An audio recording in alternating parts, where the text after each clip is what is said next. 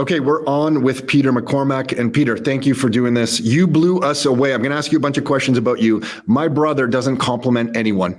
My brother is a tough guy to get a compliment from. We went to Cheat Code, your event in Bedford. First of all, we got to Bedford, we got in the train station, and we walked to our hotel, which I think was the biggest building in Bedford. I forget the name of the hotel. It was Swan Hotel? Not Swan. It was already booked. We were late. No, it was like 6 or 7 stories. I think it was the McCure. Was it? Okay. Yeah. I already forget. Okay. And it was walking from the train station to the hotel. I didn't know what to make of Bedford. You went through the shitty bit. Maybe we did. Yeah. Like I would never let any friend walk through that bit. I'd go and pick them up and drive them because that's the shitty bit. Well, there's a few shitty bits. Okay, so we walked through the shitty bit, and but then we got to this other part of Bedford, and there was nice restaurants and cafes, and we got to the corn exchange where you were holding Cheat Code, and our whole kind of mind shift happened. And then what you're doing there has really impressed us. And we left Bedford after your event, and Nick turned to me and said, "That Peter guy, I didn't know what to make of him. He's a good guy." And you had this, he doesn't give compliments. He does not give compliments. So for him to say that. Yeah, it was a big deal. So let's just dive in. For those people who don't know you, who is Peter McCormack?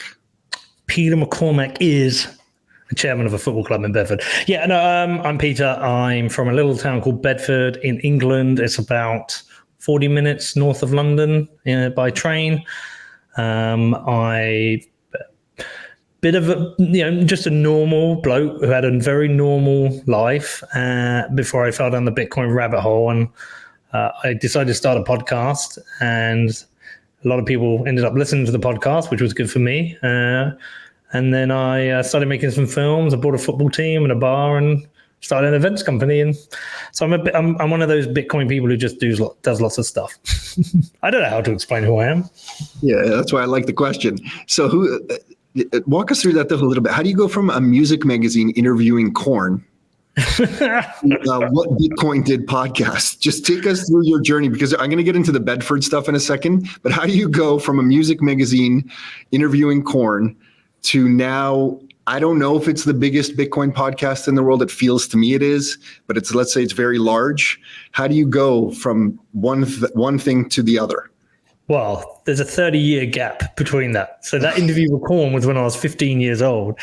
No, you know what? I just like a kid. I loved rock and roll and I loved heavy metal. And one day I decided to start a fanzine because if you have a fanzine, you get all your music for free and you get into all your gigs for free. So I started a fanzine called The Plug. And I would the first issue, I just would turn up at gigs and ask people if they would let me interview them. I think the first interview I did with Skin from Skunk Anansie. So I got that first issue done, printed, handed out, and sent it around to the record companies, and it was amazing. They used to send me I used to get 30, 40 CDs a week in the post. It was incredible. Like my parents were blown away. These big envelopes, these big padded envelopes that come through with like 10 CDs in with hardcore bands from Europe. But it was cool. I mean, I interviewed Korn. I think I was the first person in the UK to probably interview them because they gave me the first interview of the day when they played the Astoria 2. So I did 4 issues of that. And then it was just too much work getting it printed. There was no real internet back then, which would have been perfect for it, right? And so I kind of stopped doing it, finished school, went to university. And then at uni, the internet was becoming a thing. We were still on dial-up, like shitty 56K modems, but the internet was a thing. I kind of realized, like, I can do the fanzine, but I can do it online. If I do it online, then I've got no print costs, but I've got distribution. But I didn't know I couldn't afford to build a website. So I was like, well, I'll learn how to do it. So I bought a book, HTML4, and at the time I was like I said, I was at university, but I over the summer period I decided to stay in High Wycombe where I was. So I used to walk a couple of miles to work every day and go and work at this carpentry place, and then get back to my house and just open up my book and learn to build websites. And then I went into my 3rd year at uni, and my landlord at the time. I was talking about that I was building websites. He was like, "Oh, will you build a website for my window company?" I was like, "Yeah." So I charged him like £450. It took me a couple of days to do it. I was like, "Wow, that's good money." And then a recruitment company asked me to build them a website. And it was like, I got paid like £2,500, which, bear in mind, my other job was working in a pub where I was getting like £3.50 an hour. Yeah. And then what happened was I put my name up on this like freelancers forum, and I get a phone call from a .com. It was during the .com boom. They were called eCountries, and they phoned me up and they're like, "Hey, you're freelance HTML program?" I was like, "Yeah." And they said, "Oh, we're trying to build this website. Can you come down to London? It's a 2-week contract." I was like, "Sure." They're like, "We can pay you £1,000 a week. Is that okay?" I'm like, "Yeah." So I went down to London and I earned $2,000. So bear in mind, I was probably up to about $5,000 in less than a month. Bear in mind, I was a student. So I was like, this money is good. And then this weird thing happened. My brother turned up at my house one day, knocked on the door, and my sister had been knocked over by a police car, which was pretty bad. She was in a coma. And so I missed about a month and a half of university. And I went back to my dad and said, "Look, I'm going to have to defer. I'm too far behind." And like, I wasn't really deferring. I was like, fuck this. I mean, I can get £1,000 a week program websites. Why do I want to finish this stupid degree I've done no work in? So I just went into the web industry. I built websites. I freelanced for a couple of years. I was getting paid £1,000 a week. We're at 23 years old, which is, this is huge. You can take off 22 years of inflation to go back to when that was happening, right? £50,000 was a lot of money. I was living with my buddy. We were getting drunk every Friday, Saturday night. I was never out. I had enough money. It was like life was good. Yeah, you were living large. Yeah, living large. And so I stayed in the industry for a long time, 20 years. I ended up setting up my own agency down in London. With my friend Ollie, we set up a digital agency, grew it to like £3 million turnover. We had 35 full-time staff, an office in Covent Garden. It was good. And then I got married and divorced very quickly. And then like everything went to shit. It was really, in the space of a year, like everything went to shit. Like my wife ran off with my best friend. My company collapsed. I got a drug addiction. Oh, wow. So like it is what it is. The drug addiction just coming from dealing with all that stress? I worked in advertising. So so it was already there. Prevalent. But that's how I found Bitcoin, because I was buying cocaine on the Silk Road. Mm-hmm. Sorry to all you realtor peoples, but I have a sketchy background. I am 12 years free of drugs now. But yeah, so like everything had gone to shit, and so I quit. I was like it was such a mess. Everything was a mess. I was on like this downward spiral of. I was probably going to end up dead. And so, I just quit advertising, quit everything. And I picked up a pair of trainers and went running, a bit like Forrest Gump. And I pretty much ran every day for a year, got my shit together, discovered Bitcoin, did some trading, started a podcast, bought a football team, and I'm here talking to you now. So when to get through that state, why did you start running? Like, how did you get the idea? Someone just said, okay, like, Peter, you got to snap out of this? Or did you have a friend that kind of pulled you that way?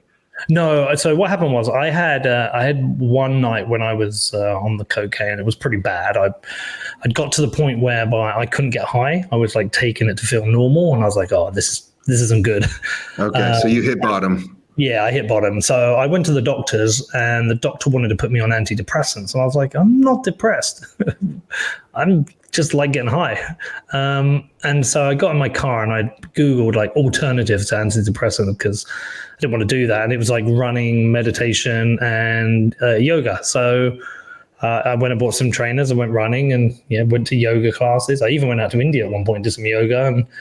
And whenever I got like the anxiety, I did meditation and got rid of it within about a year. About a year, everything was great. I felt good. I was healthy. I had a 23-minute 5K and at a 49-minute 10K. I was good. It was good. Oh. Yeah. So I was happy. And are those habits you're carrying forward, or did you kind of just let those go when you didn't need them anymore? Like, do you meditate right now? Not really. The meditation. Okay. No. It was because, what it was is because I gave up work. I had all this time on my hands. So I was like, have you ever just stopped work? Yeah. You don't know what to do. Yeah. What do I do? So I was like having these like mid-morning naps on the couch. I was like, no, fuck this. So I used to go down to the gym, or whatever class was on, I would do it, like spinning. I was doing Pilates with like old ladies and yoga or whatever. And so, yes. So did I carry that through? No, I carried the running for a long time, but I put my back out running.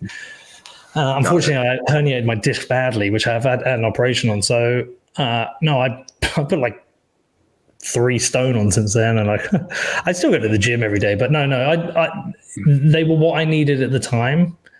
But I'm an addict, so I just swapped the drug addiction for work addiction, and in the last 7 years I've just worked like a dog. Okay, and so then what was that transition? Like, I've listened to so many of your What Bitcoin Did, the podcast, and we're going to get into Bedford because I want to talk about Bedford. But what was that transition? That was an accidental thing you started? Like, I don't know the origin story of the podcast. You just started the first episode and... No. So what happened was when my mum got sick with cancer, she went vegan and I did it with her. And so I was running and I was vegan. And then I discovered a podcast by this guy, Rich Roll, who's like a vegan ultra athlete. And I was like, well, that suits me. I'm running and I'm a vegan. So I was listening to him every day. And then I Googled him just to like research him a bit more. And I found a link to a retreat he was hosting in Florence.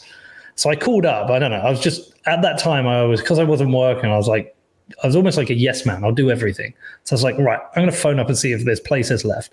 And I phoned up, and Mel, who was organizing it, she said, we've got 1 place left. I was like, well, I have to take that place. So I took the place. About 3 days later, I flew out to Pisa, rented a car, drove down to Florence, and did this retreat with Rich and these 40 other damaged individuals. where we all hung out and talked about our problems and cried, did yoga and ran. And at the end of it, Rich was like, I'm sure he said this to everyone. It's like, if you're ever in LA, look me up. So I got back to the UK and I was like, that Rich has got a pretty cool job. Just, going around interviewing people. I think I won that job. So I booked a flight to LA and I just then called Rich. I was like, hi, I'm here. So he invited me over to the house. And I was just like, dude, I want your job. How do you do this? And he was like, right, this is what you do. This is the equipment you need. Follow this course and be patient. And he tells me a lot of people have come to and asked him this, and no one's really followed it through. I'm the only one who's actually done it. And so he's gone from kind of like mentor to friend. I think he now respects me as almost like a podcasting industry colleague. And so, I started the podcast back in November the 17th, 2017 is when it launched. And you just started reaching out to people because people wouldn't have known you. So you just started randomly calling people, reaching out, booking guests. Yeah, I reached out to Luke Martin first because he was in LA. He was a trader. So we did the first show. And then I interviewed a guy called Nick, day trader Nick in the UK. And then I emailed Jameson Lopp and I was like, hey, I've just started this podcast. I really want to interview you. I'm from the UK. I'll fly out to see you. And can you take me to shoot a gun? I've never shot a gun. So I think it was so unique. He went, yeah, fuck it, go on then. So I went out, shot a gun. He took me shooting. We made the podcast. And then I asked him to introduce me to Charlie Lee. So that got me Charlie Lee, and I got a few others. And most thing about podcasting, a lot of it is you got to harass people to begin with, and then you ask for connections. And there wasn't many podcasts back then. There's fucking loads now, but there wasn't many. Yeah, you got in at a good time. Yeah. But what do you think it is? Like when you reflect on your podcast, what makes it so successful? No, there's something you think about something. Tell us what goes through your mind. I mean, it's hard. It's hard to know. So you can, timing is one thing and luck. Got in early. Sure. That's one thing. I think the accent helps because I think a British accent is good for Americans. We sound a little bit more reasonable and civilized. A little more sophisticated. I also think I'm not like ideologically trapped like a lot of Americans. I'm not like a ultra conservative or a crazy like radical left person. And so if you look at my show, I'll just talk to anyone. And I don't think the show's changed me. I think you just get me. You just get a version of me. I've seen how you've changed over the last 4 years. Like you're talking differently about taxes, the state. Like I can see how you've changed, but you're right. You've come with an open mind. I can tell you what my friends tell me about your podcast is that you ask the questions they want to ask. You ask the questions that aren't super advanced. Yeah. And I don't mean that in a demeaning way by any means. I just mean you ask the questions that like the everyday person is thinking about Bitcoin. That's what they always tell me. That's what I hear about you. So my thesis is there's 3 types of long form interview. There's like 2 smart people, a moron and a smart person, and 2 morons, right? And so 2 smart people would be like Eric Weinstein and Jordan Peterson. Mm-hmm. And then a moron and a smart person is like Joe Rogan and Eric Weinstein, and then 2 morons would be like Joe Rogan and Logan Paul. And I don't know Joe Rogan, but I don't think he would be that offended by me saying that. Sure. Yeah. I think that's what my model is like, I am the moron, explain this shit to me because I've got no idea what it means. And look, sometimes I ask questions where I know the answers, right? Sure. Of course. But I'm not embarrassed to ask these questions. This stuff is complicated. People are always like, "Oh, you're so fucking dumb." Why does anyone listen to that dumbass's podcast? And I'm like, okay, I may not understand how the rules of consensus work like you, and I may not understand what an X-pub is, but I know how to build businesses. I've got some skills as well. And from watching you from the outside, you're not embarrassed. Will ask you're not embarrassed. And I think that's what makes it. I have a question for you. You've interviewed a lot of people now. What makes a great guest? Like what makes a guest where you're like, wow, like that was unexpected. That person was awesome. That changes. Yeah. What makes a great guest early on is a big guest, because a big guest brings you an audience. It's almost the opposite now. A great guest for me is somebody no one else has had who's got something new and interesting to talk to me about. Like I interviewed this guy called Nicholas Bowick recently. Mm-hmm. He'd never done a podcast. He's a systems engineer. He just emailed me and I was like, I think you'd make a good podcast guest. Mm-hmm. And so he came with something new and interesting to talk about.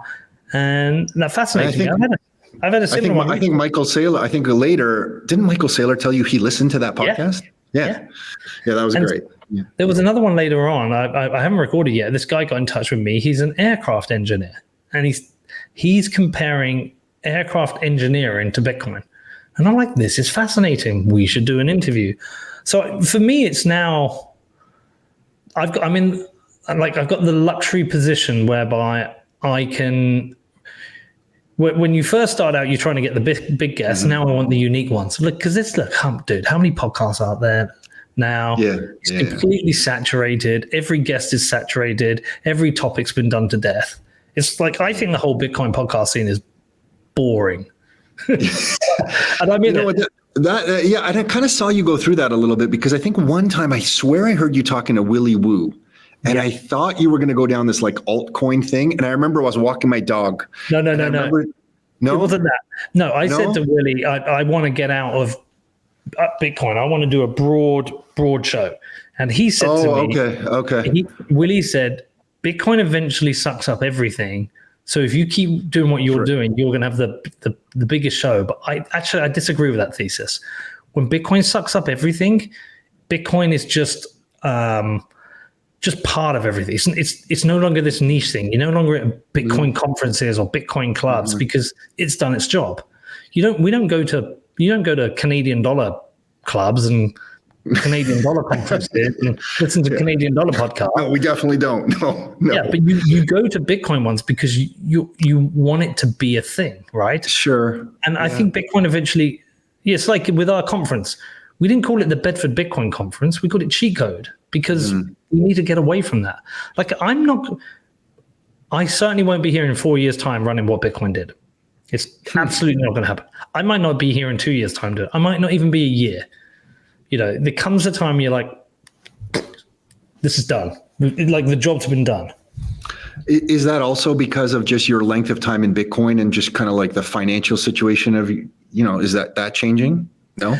I mean, yes, that's certainly a thing. It's, how much money, if you have net wealth and then how much you make on the podcast, how much does sitting on 30, 40 flights a year, how much is that worth it? But it's more than that. It's more, you have the scarcity of Bitcoin, but you also have the scarcity of time, right?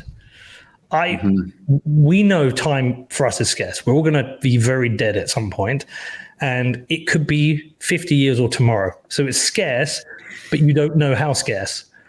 And so do I enjoy getting on a plane every 6 to 8 weeks, being away from my family, being away from my house, having a shitty diet, not going to the gym, to do interviews with people covering topics I've done a million times? No, I don't. There's no creative challenge there. There's no economic reward. Okay, sure. I just want to thank you for what you've done so far, Peter, because you've done a lot. No, seriously, like you have helped me personally a lot in understanding a lot of concepts. So thank you for all the effort you've put in. Man, it's like, it's not a problem, but it's just like, I'm not going to spend my entire life on planes. Yeah, makes sense. Yeah. Podcasts. And I don't like we're doing this remote and that's cool, but I hate remote interviews. I only want to do them in person. So we hate them too. We have a podcast studio here. It's just because of you that I'm doing this remote. I hate this as well. So we both hate this. Same page. Okay. So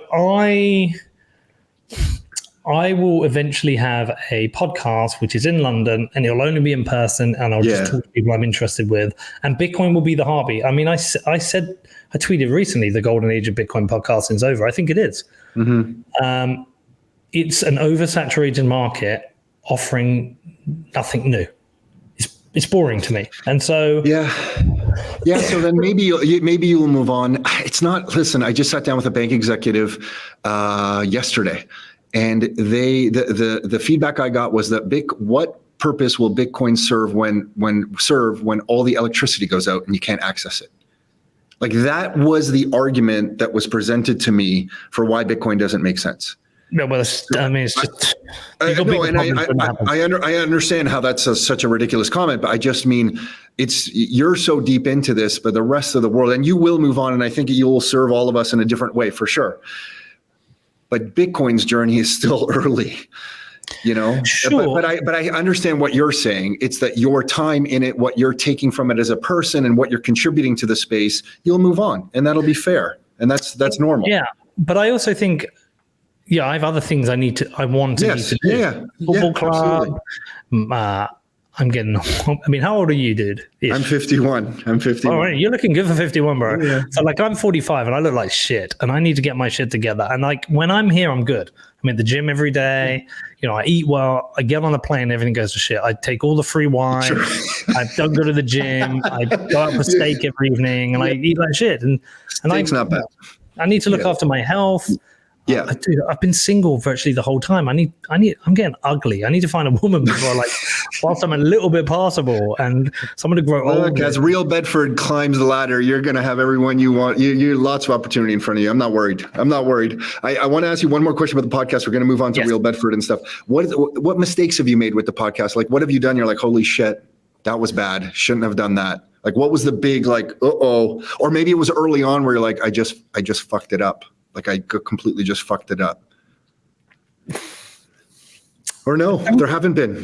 Everything's happened for a reason, and there hasn't been a big mistake. It's I always think every decision I make at the time was the right one. Look, I wish I'd have started with video from the first episode, and I didn't. Okay. I wish I'd have done that. In some ways, I wish I hadn't called it What Bitcoin Did, because it's limited. But the name itself is so strong. And it's been such a strong brand within the industry. So I'm forcing myself to question things to come up with an answer. But I don't. Okay, that's an interesting marketing concept. So we use direct response marketing to grow this business. We consider ourselves marketers. Yeah. We called our podcast the Your Life, Your Term show, and not our real estate related show for what you're saying. Yeah, we wanted the bigger message was your life, your terms. How are we going to all live life on our own terms? But I think what Bitcoin did has grown to the point that if I was looking at you, I would say, well, that's just the media. You could use that as a piece of media to launch off all these other brands. Mate, listen, it's given me such a good life. Yeah. I have no complaints. I'm happy with everything. The way everything's worked out, I'm so happy. Okay, so what was the moment that you realized you're going to be able to use your financial strength to go in and make some changes? When's the moment you're like, oh my gosh, I think I'm going to go buy this football club? What's going through your mind? Because it doesn't sound like you're coming from this well-off family. Now you're starting to leverage yourself. What's the moment of transition from like, yeah, I'm really going to do this? So the bottom of your second cycle is a very interesting point, because the bottom of your second cycle that's your base. So say you had, I don't know, £100,000 of Bitcoin. Top of the cycle is $1 million. The bottom of the next cycle is like 300,000. But you know that's your base. So you know you're like, you're only going up from there. Okay, I've got breathing room here. I can try some other things. But the thing about the football club is, Tom, is like, that wasn't about my financial position. That was more about the network I could tap into to make it work. The listeners of the pod, the sponsors that I knew that would support what I'm doing. They would sponsor the football club and buy T-shirts and come and watch games. That was what made it work, because for the football team to work, we had to be able to outmuscle other teams at our level as a business. And so how do we bring in more money then? Well, we sell more merch, and more people come to our games, and we get better sponsors. And by being the Bitcoin team, we almost from the outset became an international team. Yeah, I met a guy from Minneapolis with waving the flag. Edgar waving the flag, cheering. Yeah, great guy. And he's watching the games in Minneapolis at like 9 a.m. on Sunday or Monday or whenever he's watching the games. Something you may not know that you've done, and I guess you do know this, is that what you have offered someone like me is by coming to Cheat Code and then buying Real Bedford merch, and it's like this community that you've created on purpose or accidentally that I was looking for. I wanted to be part of something that was like Bitcoin related, but also a football club. And I want to be part of the people who also want to be part of that. And I'll tell you, when I went to Cheat Code, and for those of you listening, Peter runs this conference in Bedford called Cheat Code. It was amazing. It was one day. The second day, when we all went to the football game, and I know you've had this feedback already, and I'm standing there and I'm looking, there's Jeff Booth, and I'm talking to Jeff for a little while. I see Lynn watching the game. There's Jack Mahler's over there. I'm like, this is the best. Like, I get to watch football, and I'm going to talk. I met Max Hillenbrand, who's now been on our podcast, and I'm talking Austrian economics. The guy pissed me off, actually. I told him he pissed me off because I'm like, how old are you? He goes, 27. I go, you're 27 and you're this smart? You actually are pissing me off right now. Bro, listen, Max is one of the smartest people out there. Totally. That guy's so good. But listen, Peter, to stand at the side of a football match, watching a Real Bedford, talking about Austrian economics with Max, with a beer, for me personally, that's the best. Like, that's the peak. I brought a friend from the UK. A friend, he moved to the UK. He's in the finance industry. Didn't know anything about Bitcoin. He came to your event. By the way, at the beginning of the event, when everybody started cheering Bitcoin, he turned to me in the Cheat Code event, and he goes, Tom, what kind of cult did you bring me to? And I'm like, no, stick with it. Just the beginning. Everybody's cheering. By the end of Sunday, when we had talked, I think we talked to Preston for a little while. He turns to me and he goes, I'm buying some Bitcoin. So he went through this 36-hour window of hearing Lynn. Just think who he listened to at Cheat Code. He listened to Jeff and Lynn and Preston and Max. 36 hours later, he was in the payments industry. He was buying Bitcoin. So you converted somebody to buy Bitcoin right on the spot there. But what you offering people... I know we nailed it with the conference. In that conferences, again, they're also getting a bit boring, and I think there's conference fatigue. The truth is, I know that as good as the conference is, that second day when you come to the ground, you're hanging out with your friends, you're drinking beer, you're eating barbecue, you're watching a football match, and then going down the pub, that's an awesome day. That's a fucking awesome day. And I know people enjoyed it. Yeah. Okay. So with Real Bedford, what's the decision there? This is like from the get-go, you're going to do this and build this community, but also have the impact on Bedford. Like, why are you so tied to your hometown? Like, where's that coming from? I just like it. I mean, I've always lived here. It's a cool little town. I like being an underdog. When I started my podcast, I was the underdog, right? This little idiot Brit coming along and interviewing everyone. But I like being the underdog. I mean, how cool will it be to take this team up through the leagues and compete against bigger teams? This little underdog. Everyone loves an underdog. Mm-hmm. It's like when you watch the World Cup, you don't want Argentina. It's like if you're neutral, you don't want Argentina to win. You want Peru to win, Every time, like during the Euros on at the moment, Georgia, when Georgia played Portugal the other day, you want Georgia to win. So you always want the underdog to win. I just think it's very cool that this little nothing town called Bedford suddenly is on the map and out there competing. And I just think it's great fun. It's cool for me because it's my hometown.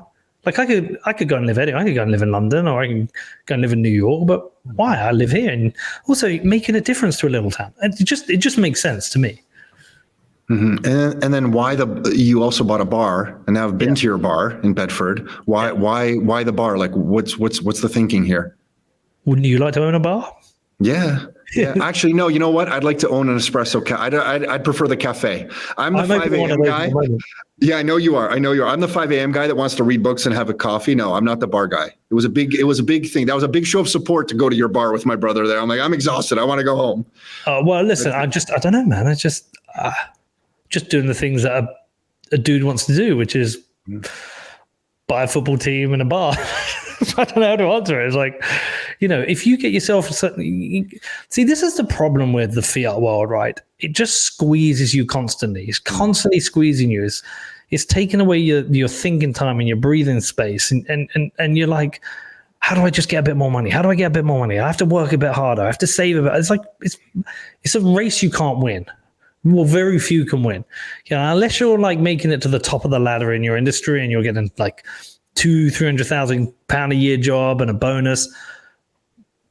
You're never able to really stop and think and breathe. It's just a fucking trap. The thing about Bitcoin is once you get in, and if you get in a meaningful position, every 4 years, you get a meaningful change where you can just step and go, okay, hold on a second. What do I want to do? Like the podcast, right? If the podcast was a fiat podcast with a fiat wage, there's no way I'd be stopping. But it's a Bitcoin podcast with a Bitcoin wage, and I get to breathe and go, do I actually want to do this for another 8 years? No, do I fuck? I don't want to get on a plane every 6 weeks.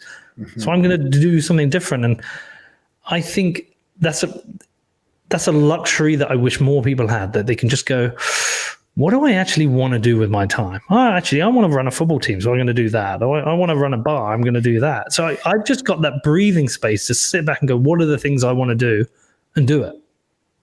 I might sound like a dick the way I've said that, but no, you haven't, because I often talk about Bitcoin. It's also cool that your son, I met your son, and your son's involved in all this. Your Bitcoin is offering you something that I often talk about with people, is that to me, we've lost our elders. And what I mean by that is in the fiat world, everyone's so broke.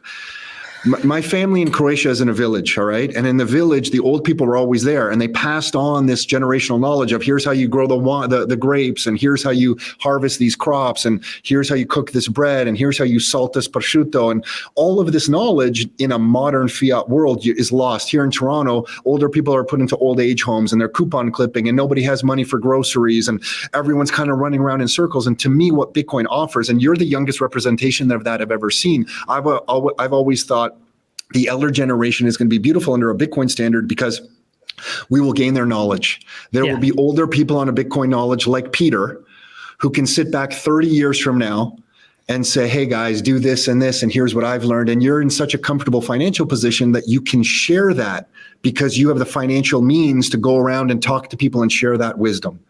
But what's interesting to me is you're doing it now. We haven't waited 30 years. You're able to look at your life now because of Bitcoin and say, hey, I'm going to buy this football club. I'm going to buy this bar. I'm now going to buy this cafe. And I know you're talking about Bedford you're looking at Bedford in even a bigger picture to me. I've heard you talk about other things with Bedford. It's interesting that it's having an impact now. I thought it would have an impact 20, 30 years from now, but it's having an impact now. The impact you're having on Bedford now is largely because of what Bitcoin is offering you. Yeah. I mean, look, I don't overly think about it. I just wake up one day and not think I'm going to buy a bar or something. Yeah.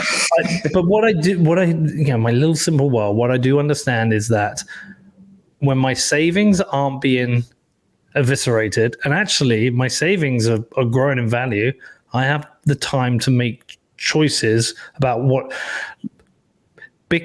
money is. Like American Hodl says this, money is a proxy for time. Okay. And if my money isn't being eviscerated, I'm getting more time. And it's like, what do I want to do with that time? I don't want to work all day, every day. I want to contribute back. So I just have that a little bit more ability to do that. But I think that's why you see a lot of philanthropy within Bitcoiners, because a lot of them have got to the point where they've got an abundance of time and an abundance of money. And what can you do with abundance of time, abundance of money? You can do good things. What do you do when you don't have an abundance of time, abundance of money? You have to focus on yourself. You become very selfish. Yeah. But I don't know many selfish, wealthy Bitcoiners. Like every wealthy Bitcoiner I know is really generous with their time and their money. Because I think maybe they know that part of it is they got a little bit lucky. Whereas a lot of rich fiat people I know, they're not all like this. There's some really good, I know some really nice, but I also know some really fucking rich fuckers who don't do anything for anyone. I think maybe it's the mindset that gets you there. What are your what are your kids saying about what you're doing? I think they have mixed views. They sacrificed a lot for me to work hard, and so like Dad's never about. But we have a nice life, and so I think it's a mixed bag they have to deal with. Yeah, I think it's a mixed bag. Look, we will go on a nice holiday this summer. They go to good school. You know, they know we're not broke, but I don't think they appreciate. I don't think they're not old enough to understand how tough the world is, right? And so, you know, they probably take it for granted. I think they rightly just wish I was around a bit more and worked a bit less. Yeah, but that's happening. I'm slowing down.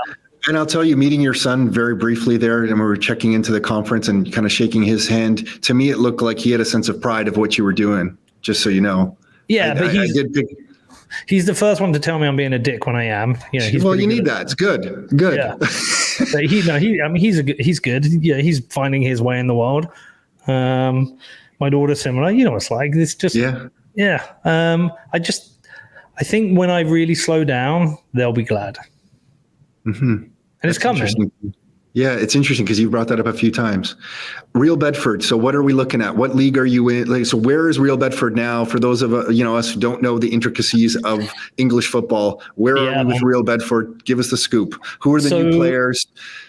Yeah, so the English pyramid is we have this thing called promotion and relegation. I don't know if you have that in not really Canada. No. Yeah, so the Premier League is the top division, and if you're in the bottom three, you get relegated at the end of the season to the Championship. But from the Championship, the top three go up. So we have this thing you can move up and down, which is exhilarating and or devastating, depends on whether you're promoted or relegated. And so the four professional leagues, you have Premier League, Championship, League One, League Two. That's the four professional leagues. It's known as the EFL. Below that, it's called non-league. And so we're in the fourth tier of non-league. It's called Step 4, but it's the 8th tier overall. So in the 8th, with 7 promotions from the Premier League. And does it branch off? Are there multiple other 4 league tiers? Yeah, so it's singular in the Premier League, Championship, League One, League Two. Below that's the National League, again singular, and then below that it splits National North and South, and then again and again and again, and it becomes very regional. So we're in Step 4. We are 4 promotions from the professional leagues, 7 from the Premier League. We're there after winning promotion 2 years running. If we do it again this year, that'll be incredible. I think we've only announced one new signing so far, Jack Morrell, who played for Biggleswade, who won the division above us last year. We have some more announcements coming soon. Our ladies are in the 4th tier. They won the treble last year. They won the League Cup and the County Cup.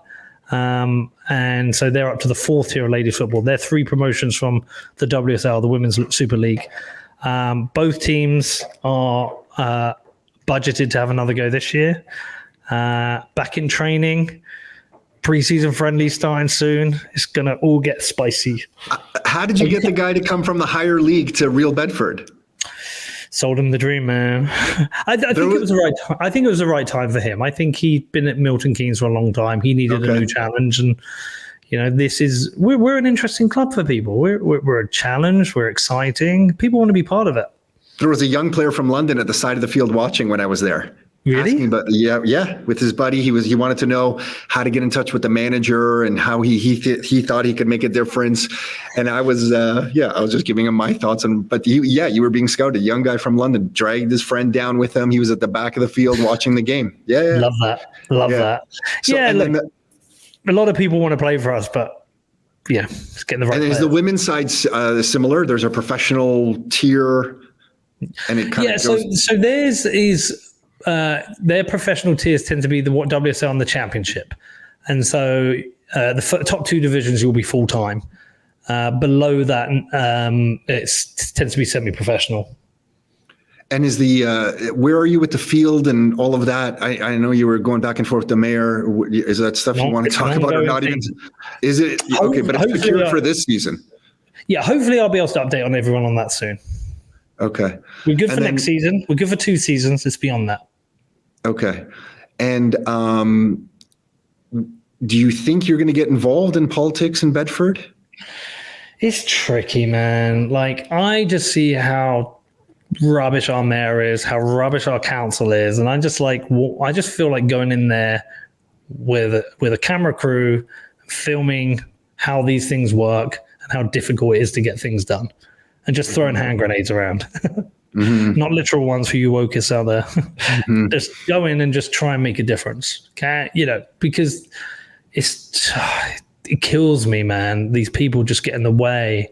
There's so much bureaucracy that gets in the way of productive people. And I'm just like, can you get in there and strip it back? I was talking about with my brother today, though. He's like, Pete, you're just wasting your time, man. You get your feet stuck in the mud. Nothing will get done and you'll hate it. Mm-hmm. Yeah, you seem like a natural at what you're doing. And when you said, one day you could move to London and start a podcast, have a podcast too, I just feel, just watching you from the outside, I don't know where your heart is pulling you, but it feels like the impact to you is going to be doing something in media, and then you can leverage your pull there to make the changes you want, kind of like you're doing now. Yeah, but I kind of want to test the libertarian thesis. I can tell you do. Yeah. But imagine you doing it works.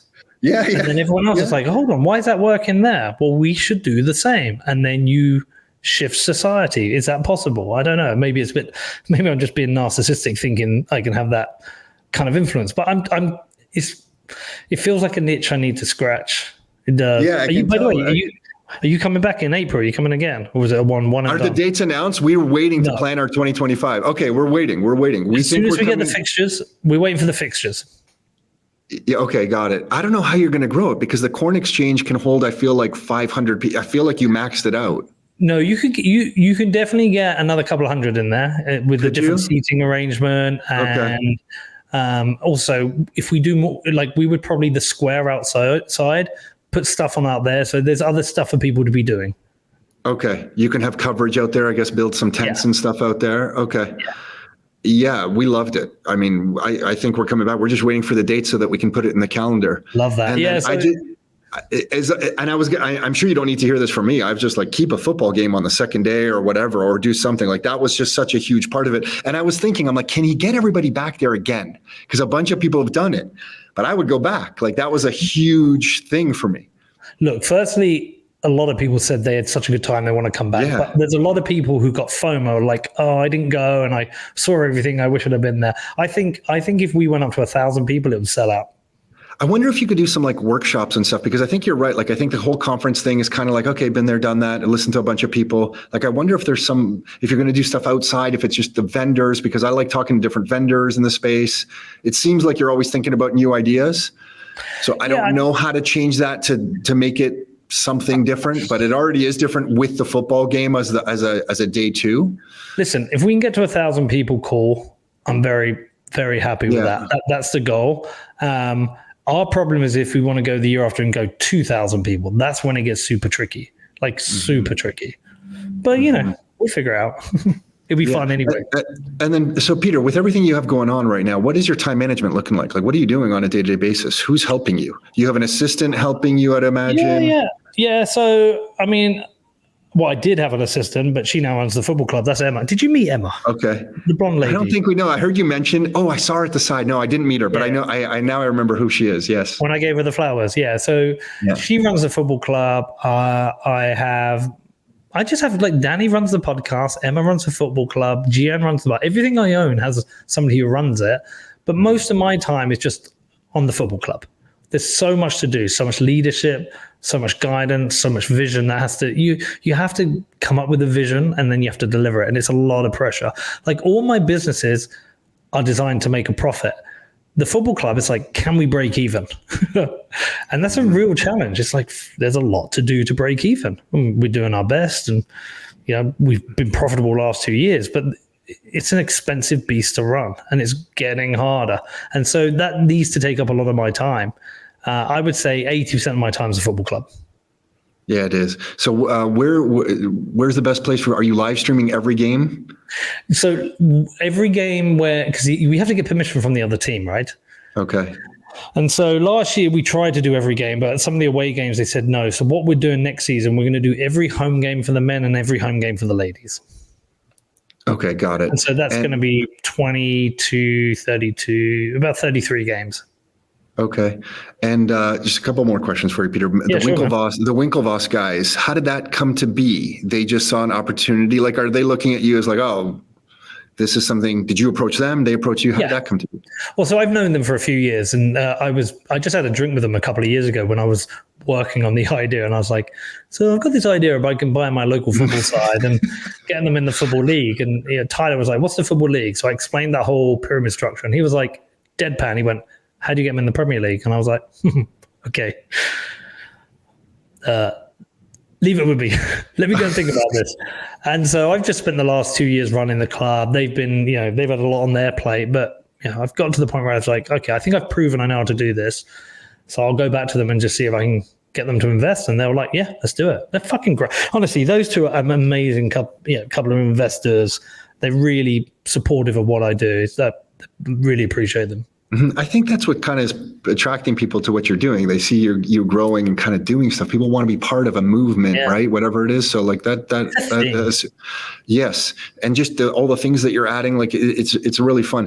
By the way, when we come back next year to Cheat Code, my brother goes to the gym like 6 days a week. He can't live not going to the gym. I'm just going to tell him you're going with him one day when we're there in the middle of it all. Okay. He's going to pull you to the gym. You said you need to go. So he's just going to pull you to the gym and put you through the paces and just get ready. I go every day. If he wants to come and beat me while he's there, he's a complete animal. So just get ready. So was the other guy that we dragged out there, but he's coming back as well. But so 10 years from now, you look back, what is going to, what is a success for you? 10 years from now, you're going to be, what are you, 45, you said? Still being alive. That would be one. You're going to be alive. Not having had a cardiac arrest. That would be a success. Yes. Let's fix up your diet. Let's start with that. Do you know what I've done? This is going to sound a little bit. I lost my assistant runs the football club. And so I was about to get another assistant and I decided against it. I got a housekeeper. And so I have this lady, she comes, she cleans up my house. She makes me lunch. And she preps dinner for the evening and then goes. And honestly, it's the best money I've ever spent because I'm eating well. Awesome. My house is sorted. Awesome. It's changed everything. So like my life is like I get up, I call Danny and I go for a walk. Chat to Danny for half an hour. I come back, I work for a couple of hours, take my daughter to school, stop at the gym on the way back, do 45 minutes there. I come home, work. I have a salad for lunch because it's made for me. Usually I skip lunch.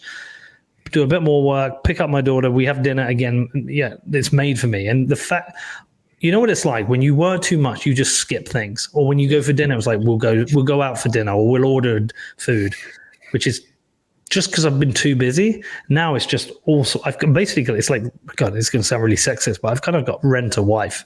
Mm-hmm. She's just coming in and sorting all my shit out. And honestly, it's not expensive and it's the best money I've ever spent. I actually think I'm saving money because I haven't been out to dinner once this week or used Deliveroo. And I reckon it's a few £100s a week I was doing on that. Mm-hmm. So I think I'm saving money.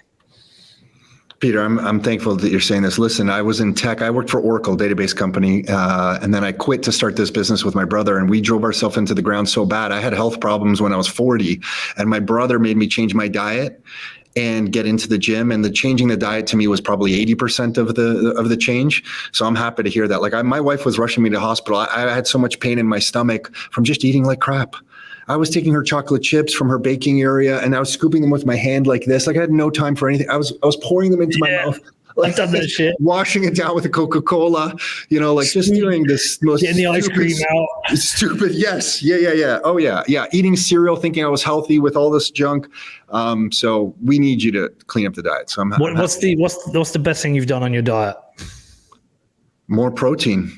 Protein's filling. I snack less. Just more like it. I know it's going to sound like a very Bitcoiner thing, but eating more protein and more meat fills me up. So I snack less. I'm not eating the chips and I'm not eating the chocolate bars and the candies that I used to have in my drawer at my desk. Just more protein has made me satiated and I snack less. Do you know what I do keep? I keep a bar of Bourneville dark chocolate in the drawer.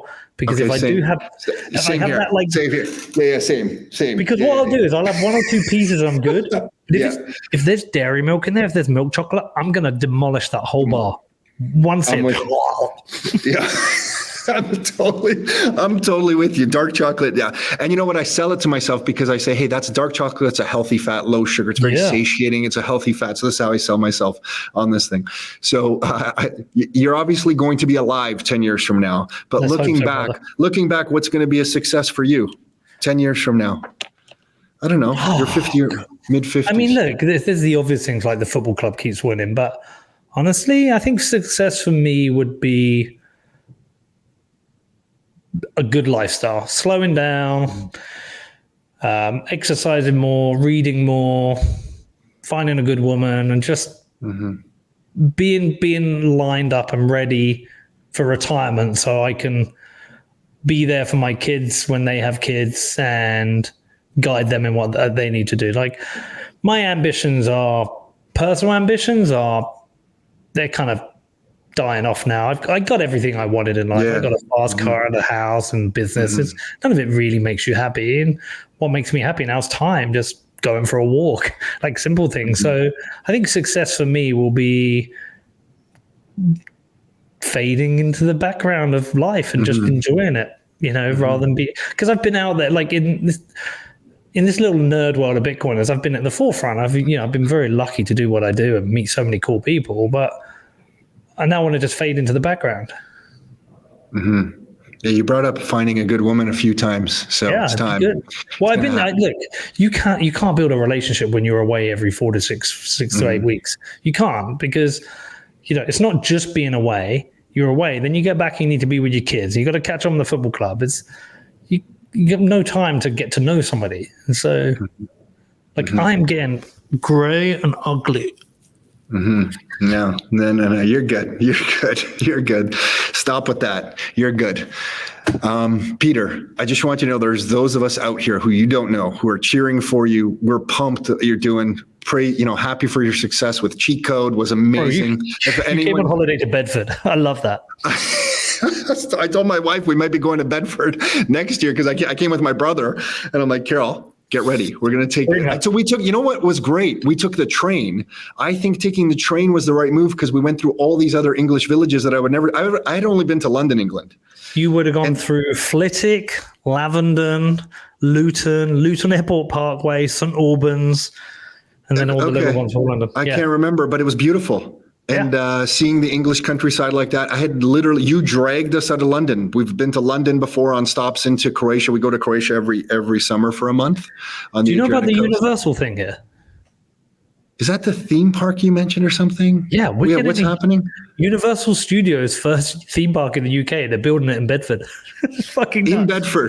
In Bedford. I thought it was halfway between London and Bedford. I didn't realize it was in Bedford. In Bedford. It's like 4 minutes from my house.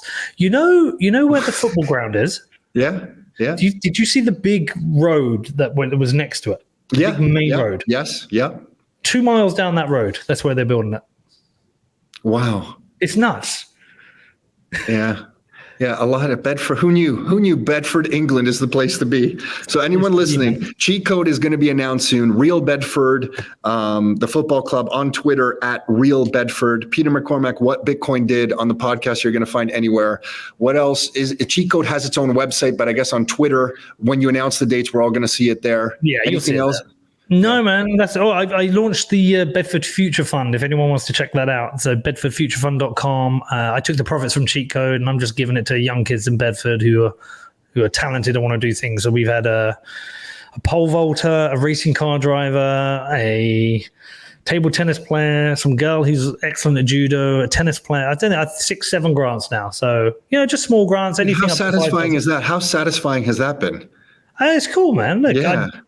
I think of Bitcoin as like this pay it forward technology. If you make some money, you can just go live an opulent life, or you can just give a little bit back. And people I got where I am because people gave me stuff. Like Jameson Locke gave me his time, and now I understand the scarcity of time. And so if I can make a bit of money and help somebody out, that's cool. I mean, this little tennis player we gave her a grant. I think it was a couple of £1,000. I coincidentally bumped into her mum. She came into my bar and just came and said hello. And she was like telling me how life changes for this little girl. And another guy wrote to me and gave me £25,000 for the fund. He's like, I see you've got 50,000 now. I'm going to give you £25,000. I was like, what? So now we can give 50% more grants. It's fucking great. Oh, so next year at Cheat Code, I'm sure you'll do some fundraising also right there for that, which will be cool. You know what was awesome? The lady who owned the store next to Cheat Code, going in there, paying with Lightning, seeing her, how excited she was, and how she was saying everybody was so gracious and so hospitable and so nice, and she was making sales. And to me, that was a very meaningful moment because I'm like, holy shit, here's Peter doing this conference, and then he's making sales, helping this business, and then the espresso guy across the street, it was the weirdest moment I had. It was like my brother was talking to Jack Mahler's there, and I'm paying for an espresso with Lightning. Like while my brother was talking to Jack, it was just like this, when it's just so all these all these worlds are just colliding. I'm like, what is happening? Dude, that's the thing about Bitcoin. The most surreal things fucking happen. Like the amount of times you have to go, what is going on here? Totally. What is going on here? I remember after I interviewed the president of El Salvador, right? I started a podcast as a hobby. And then I forgot about that. I forgot about that. The president. I remember getting on the plane afterwards, and I was like, "Whoa, what's going on here? How did that happen?" You just gotta like. You just give me a flashback. I feel like I remember Michael Saylor saying something about $100,000 boat party or something. You're going to be on his boat for $100,000 boat party. Let's face it. We know you're going to be on the. Yeah, I know. We'll see. Man, it depends on the football fixtures. If Real Bedford's paying, I won't be there. Oh boy, Peter, thank you for this. We're all cheering for you, man. Appreciate it. Thank you, brother. I know how busy you are. Thank you. We will see you in Bedford in April. We will. Sounds like I'm committing. We will. And Carol. And Carol, you remembered her name even. Oh shit. Yeah, now that's serious. I'm going to tell her. Aiden, my son, wants to come too. So we'll see. There might be a whole crew of us. He's 22. He works with us now. He's the one who had the idea to set this up. He heard you, I think, with someone else and was saying, oh my gosh, Peter's talking about Bedford, get him on the podcast. So it was his idea to reach out. So sounds like a family holiday to Bedford. Yeah. Sounds like it. Thanks, Peter. Hey, thanks for tuning in. You can find every new episode of the Your Life, Your Term show on all the major streaming platforms. So Spotify, iTunes, Google Play. And if you'd like to get free copies of some of the books that we've put together, like these right here, or some of the reports that we've put together, like these right here, you can find all of those at www.rockstarinnercircle.com. That's www.rockstarinnercircle.com. That's it for now. Until next time, your life, your terms.